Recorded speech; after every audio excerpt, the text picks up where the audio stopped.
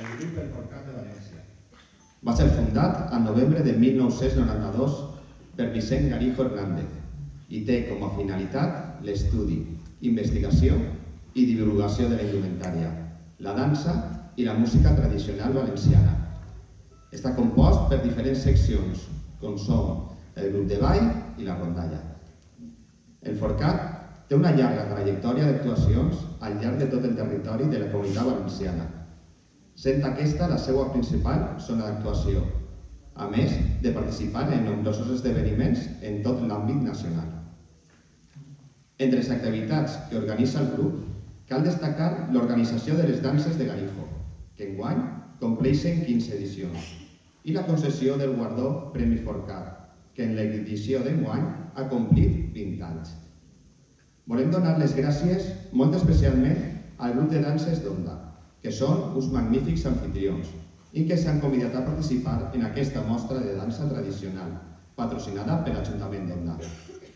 I com no volem fer-ho més llarg i hem vingut ací a fer festa, anem a començar a ballar, tocar i cantar, que és la millor manera de celebrar que el nostre folklore està més viu que mai.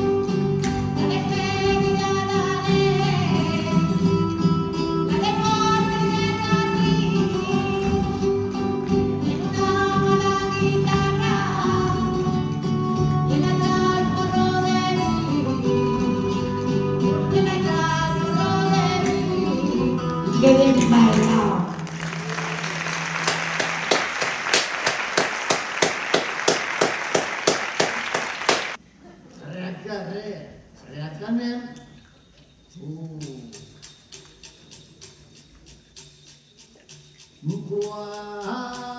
Quan me'n vaig a llaurar, aquesta marea. I quan me'n vaig a llaurar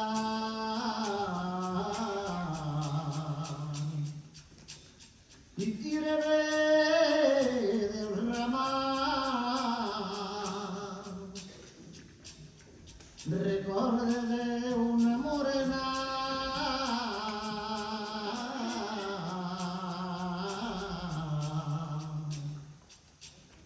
que festeixia en el palmar. Ai, aquesta mare que bonica està. Que festeixia en el palmar.